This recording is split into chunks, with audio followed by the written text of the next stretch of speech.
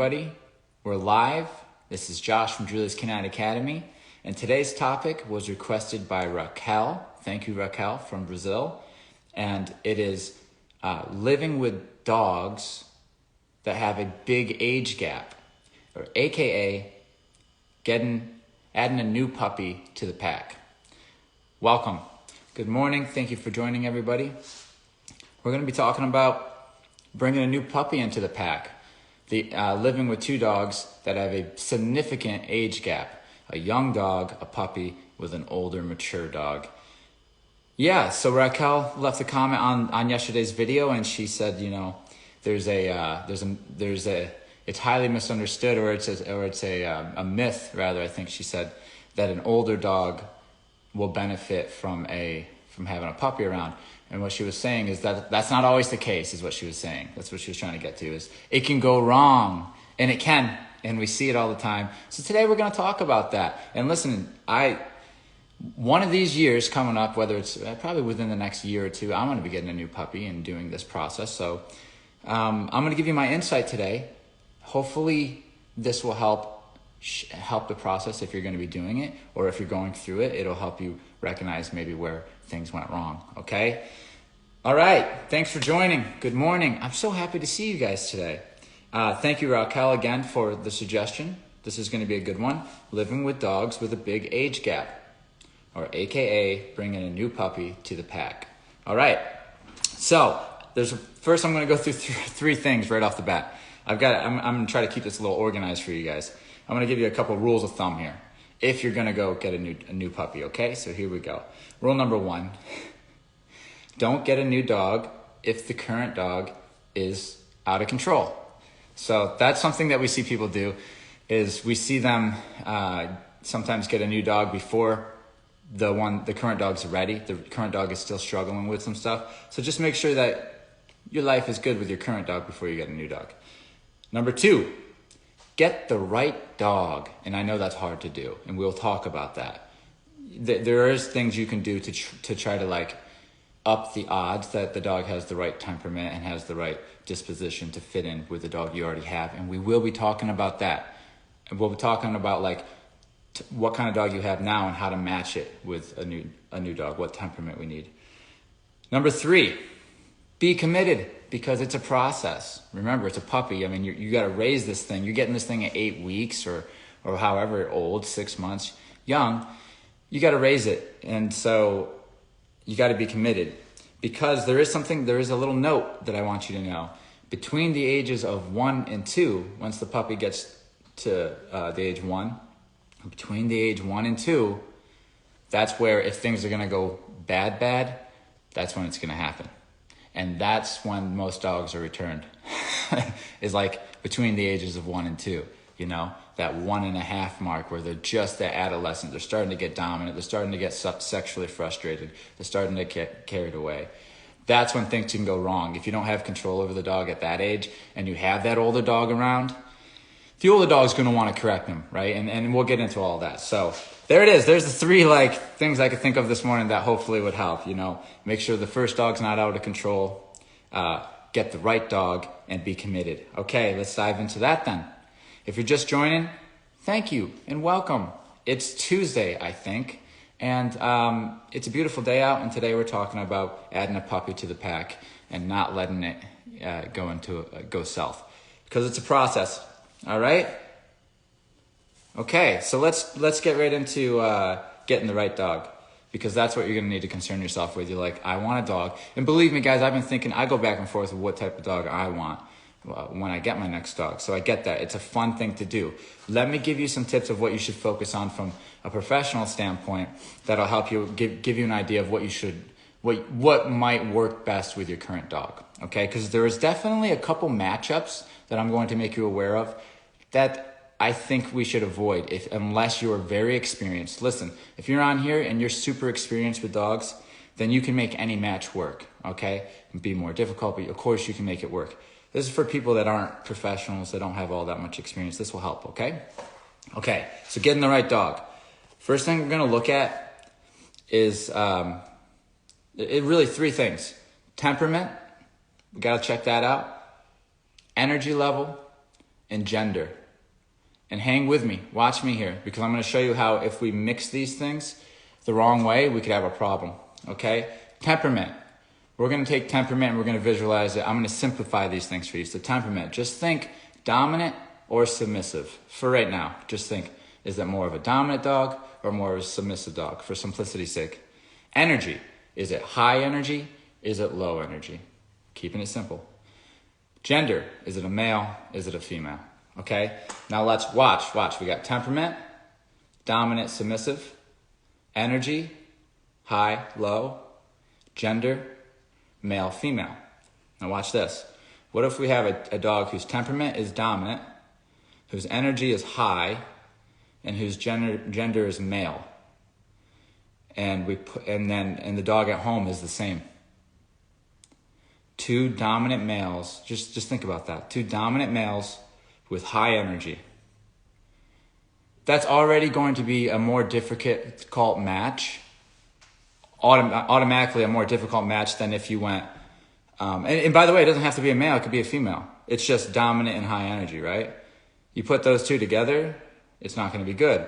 But if you get a dog if you're adding a puppy to the pack who is more submissive than the dog you already have by temperament, then that's the safest possible way to go.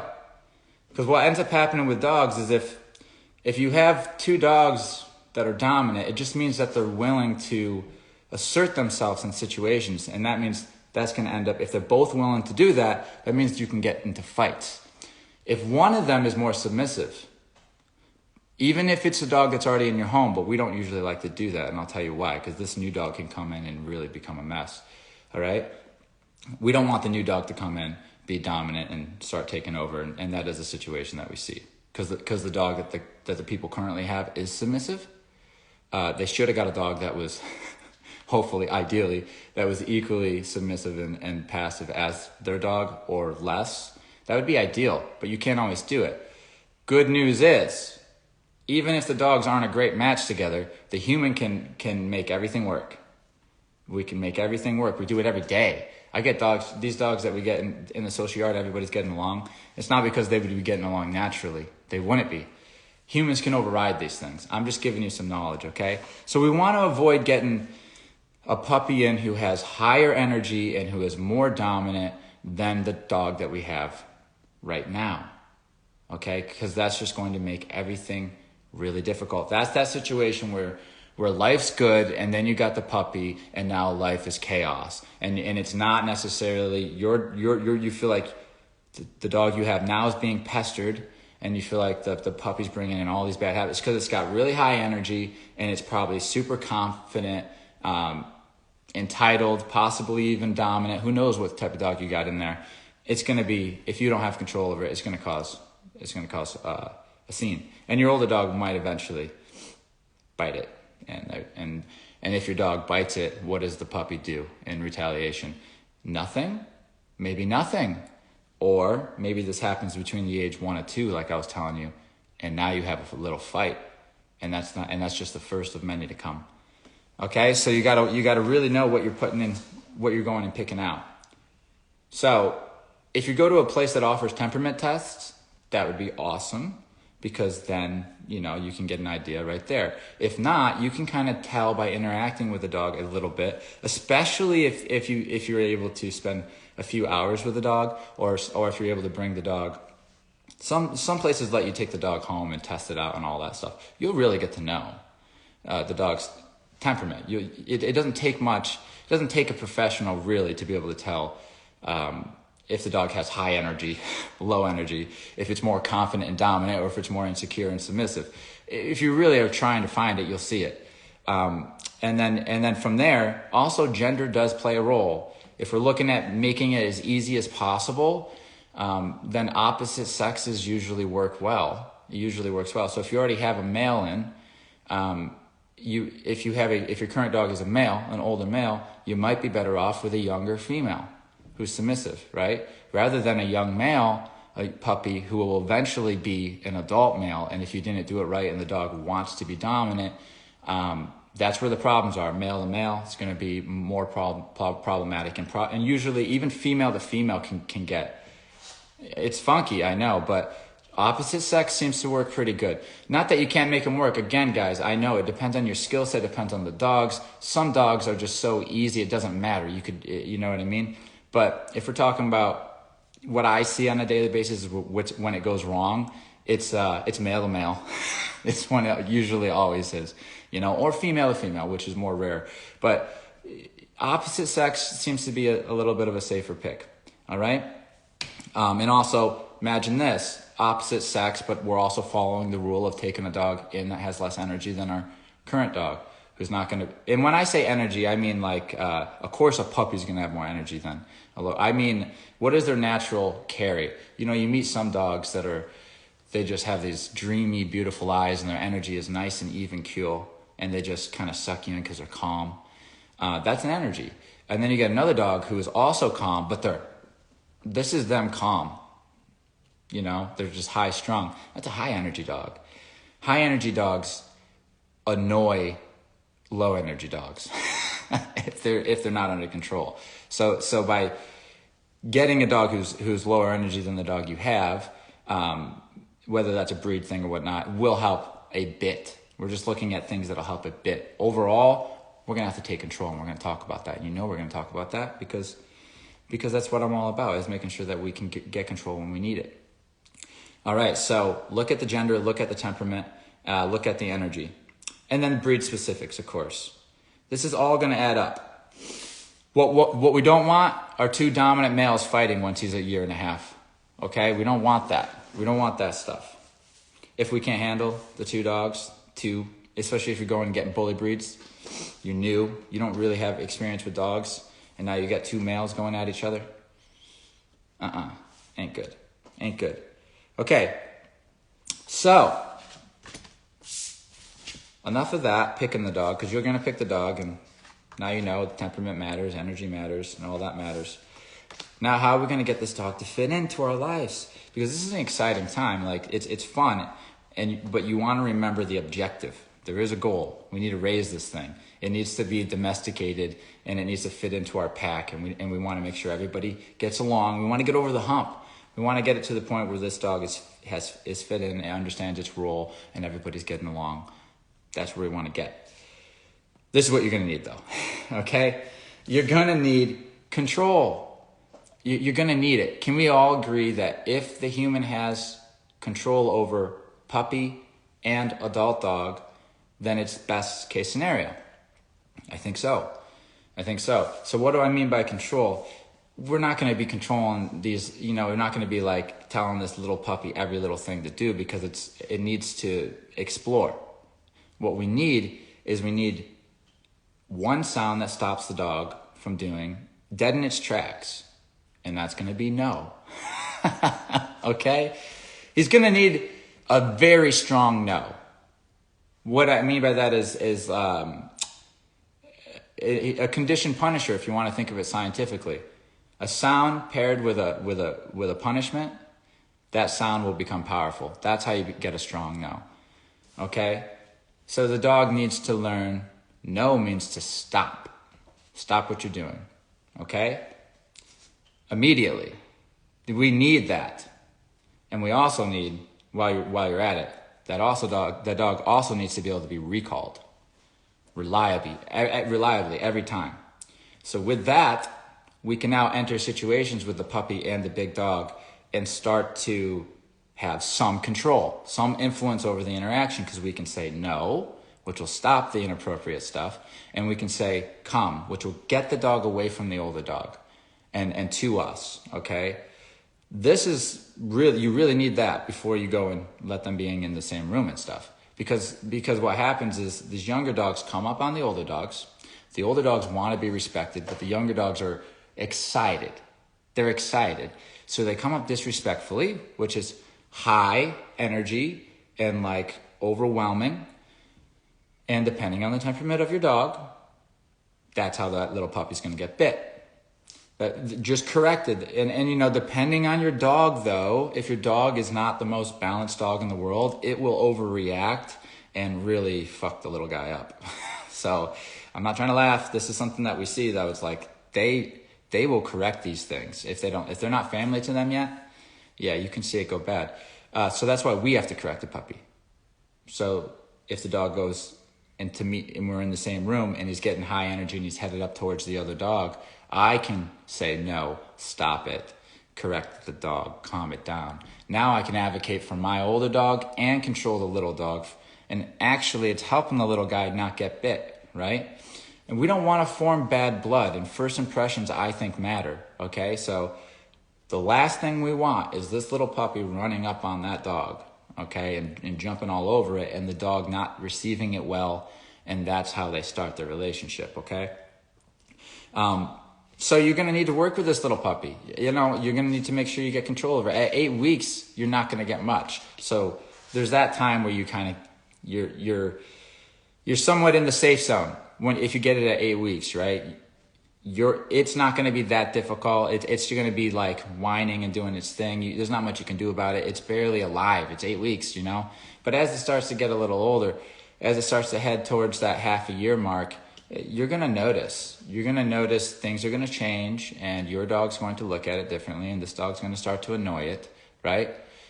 You need to make sure that you're starting to teach recall, no, stay commands, all that stuff before 6 months. Don't wait till they're 6 months. You can start doing it with food or whatever you want. The dog needs to know these commands so you can move the body around.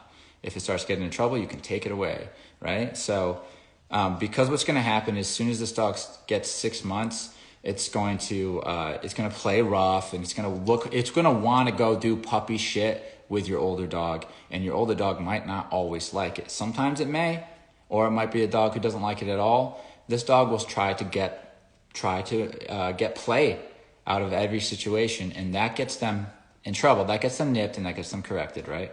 At 6 months, usually, it's not such a big deal if your dog does correct them properly, because at 6 months, generally, that dog's going to maybe yelp and then leave that dog alone. But what can happen?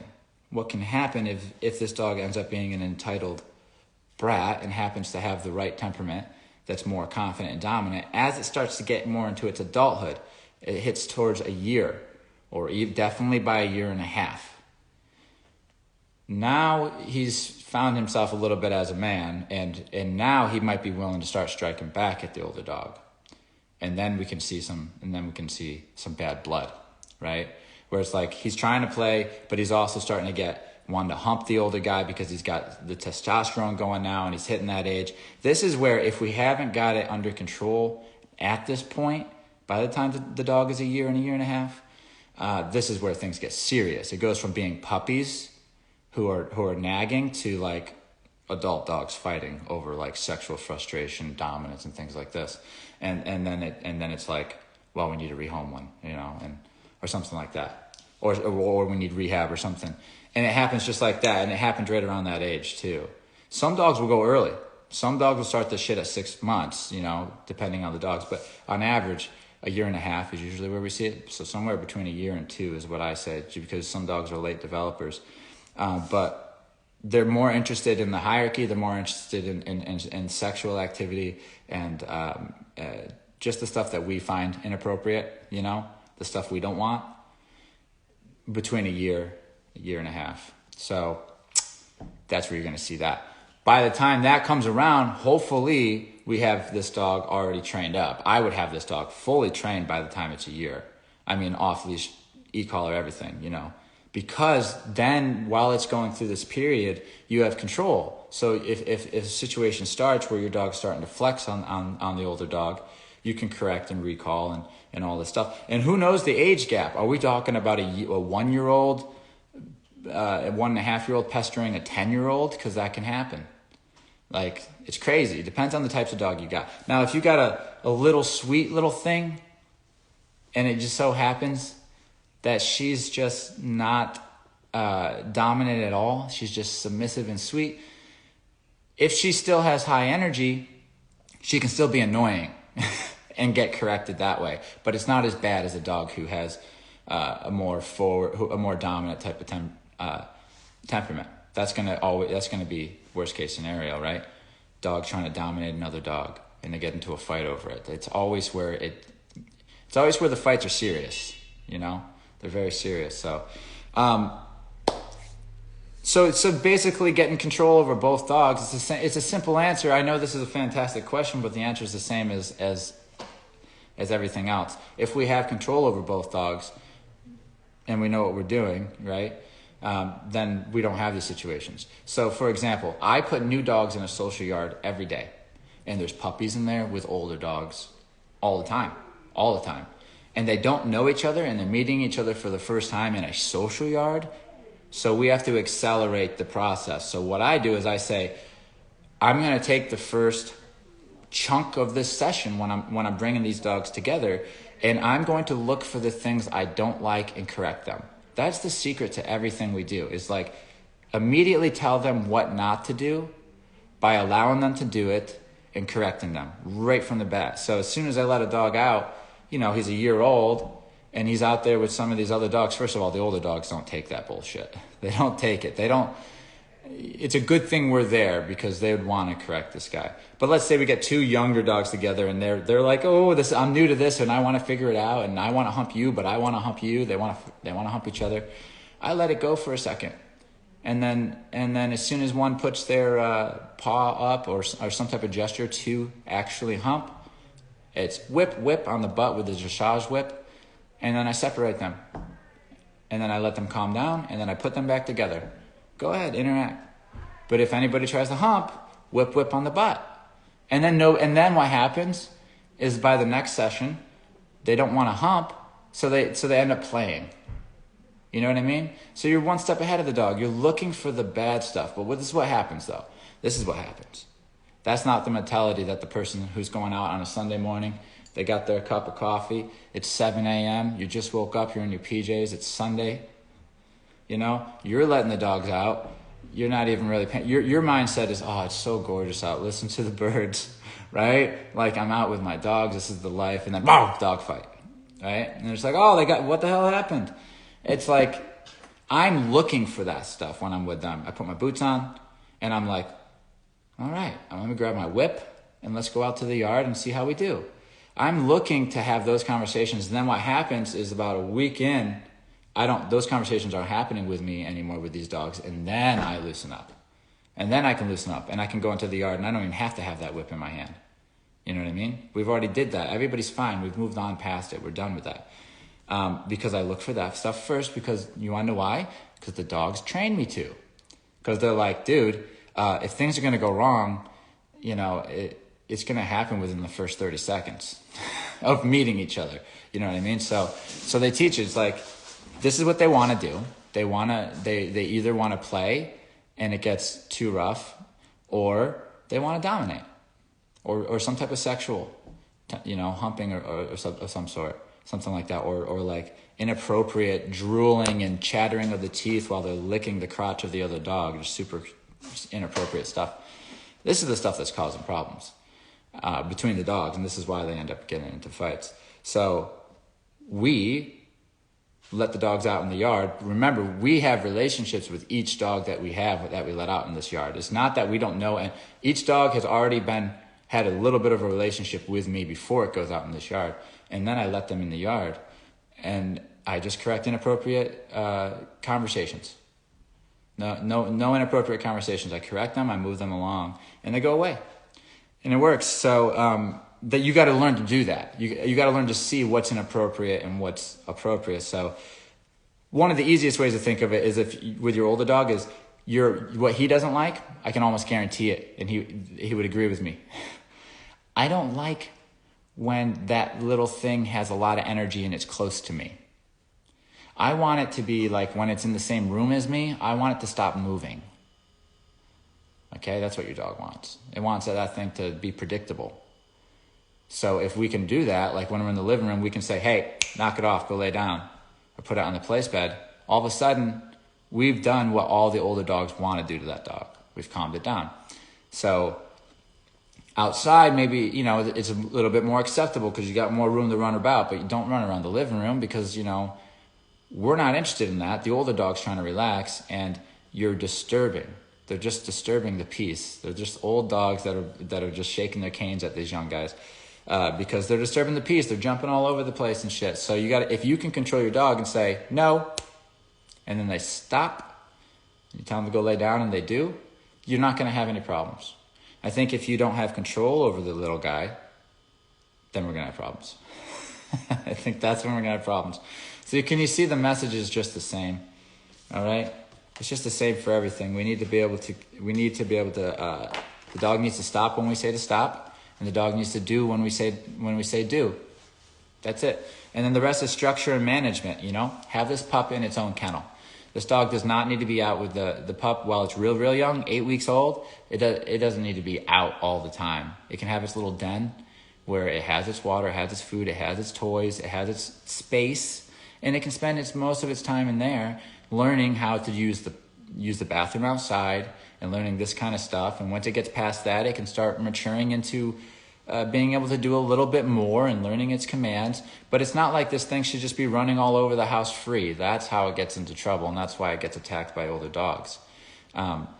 It can only have the freedom that it can handle, and so that's gonna keep yourself from getting fights right there, right? Because a lot of it happens when we're not paying attention and we're letting the dogs just do their own thing.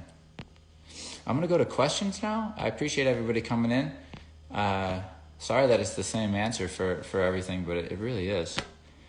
First few nights are fun with a puppy and an older dog. Kylo was whining in the crate and Kit was growling at Kylo to shut up. They're dogs. It's great.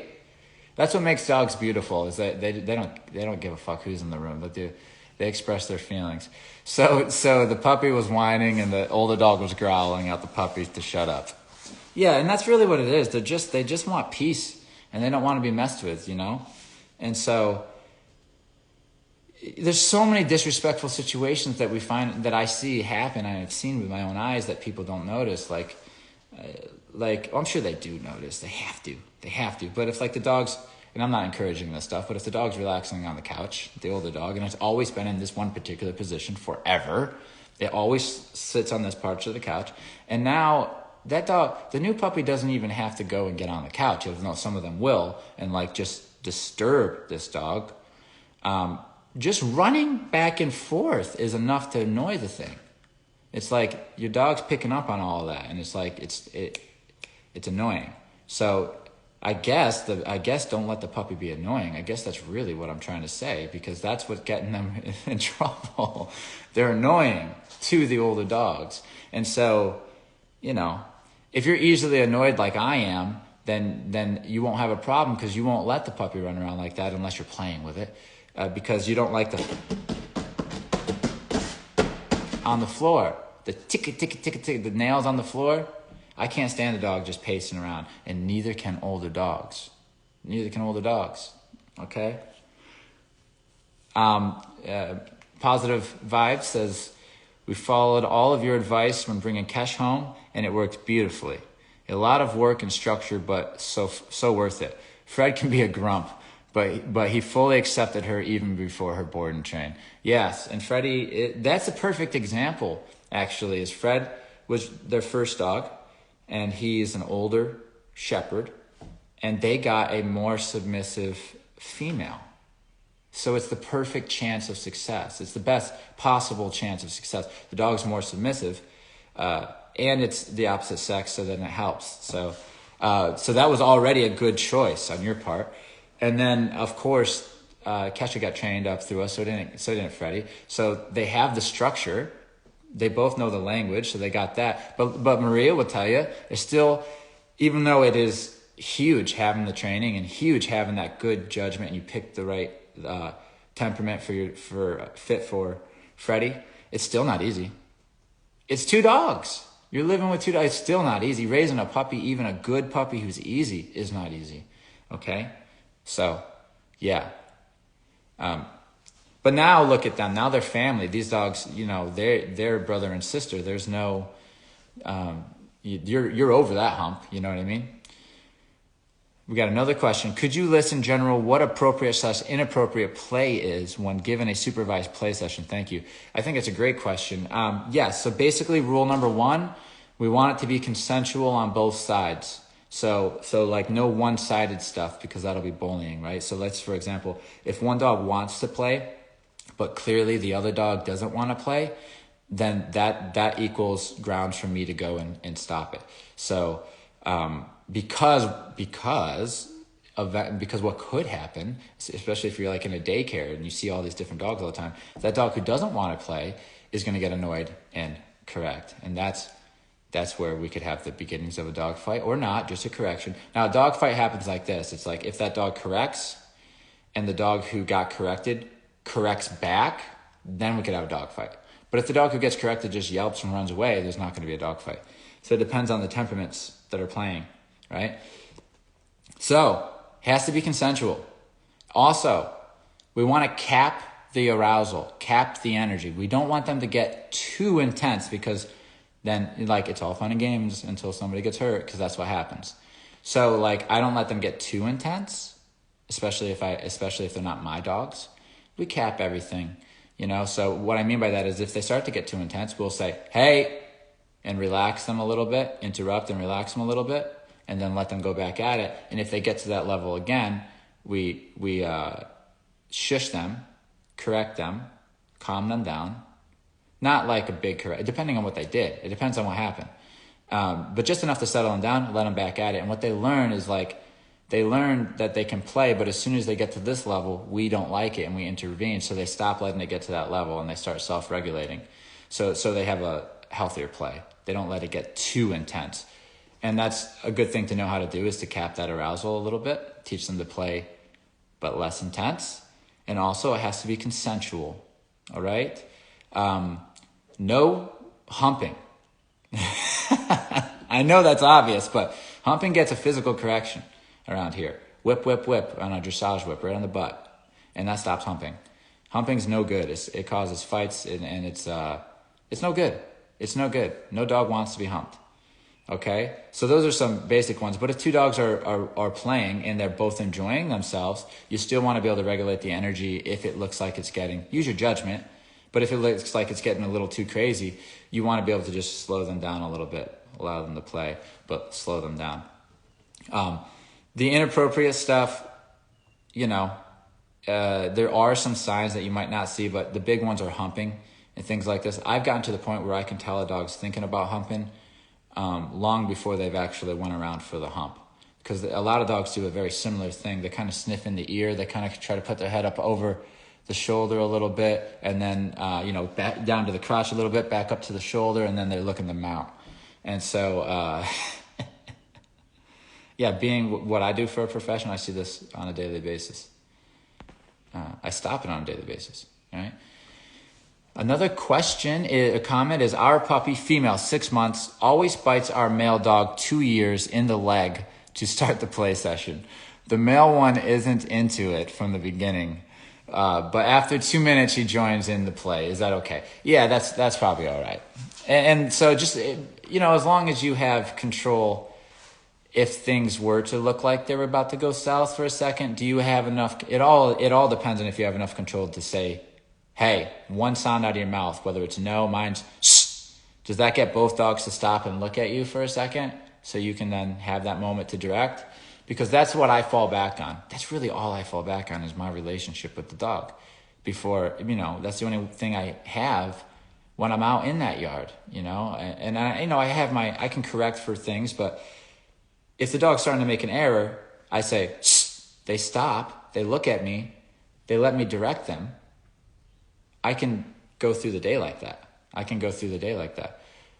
So as long as you have that, and as long as you can and the rule about play is, you can stop it instantly. If you start it, generally we like to start play. So we don't let our dogs just choose when to play because we're a board and train program. So we're getting dogs who aren't doing so good in a better place.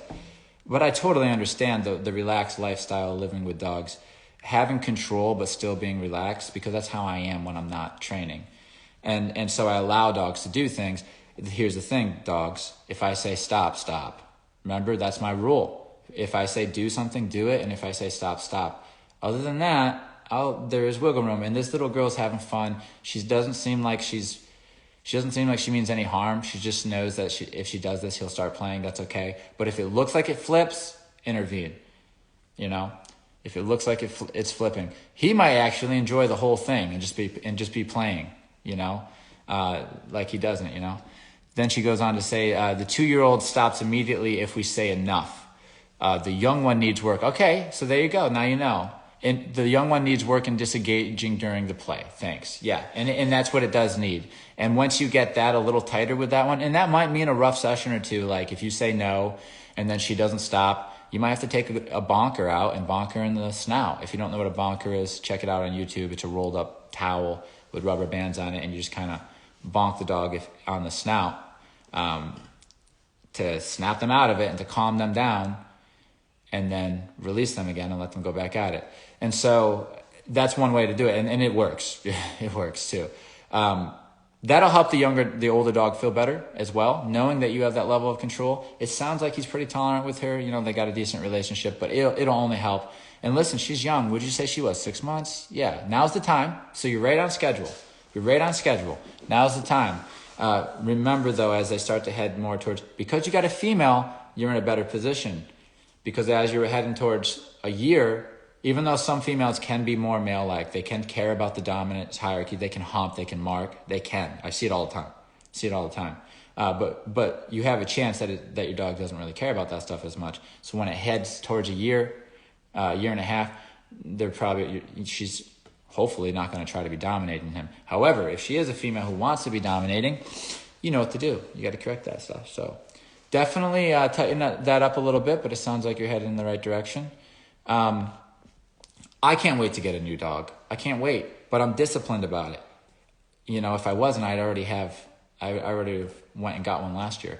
I have to wait for the right timing so that I have time, and I encourage you to do the same, till I actually have the time to spend with the puppy for the first, like I said, guys, it's like 2 years, 3 years sometimes. It's a whole process. If you get it at 8 weeks, it's a process, years of a process. It never stops, really, but you do get a dog to a space where it's like, you do get them to a space where you're living with them pretty easily.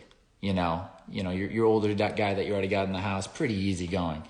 But we all know, if you've done a puppy before, ain't easy. And I don't have time for it right now. So, I hope that was fun.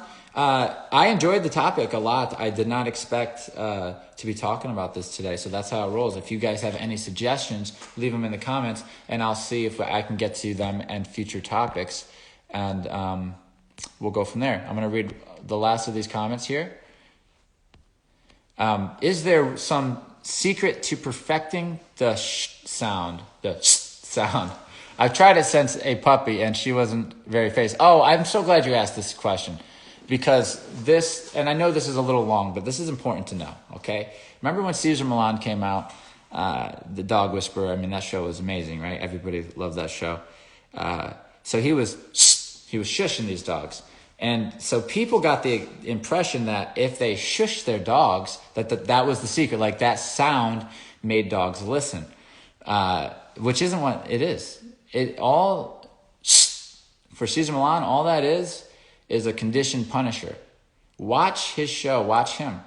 He'll shush the dog, and then he'll touch it immediately afterwards. Or he'll shush the dog and give it a little pop on the leash immediately afterwards. Or he'll shush and use his heel and touch the dog on the back of the butt. He does a physical correction after the shush. So he could be saying banana and then doing a physical correction, and a handful of times down the road, he can say banana and the dogs will react the same way.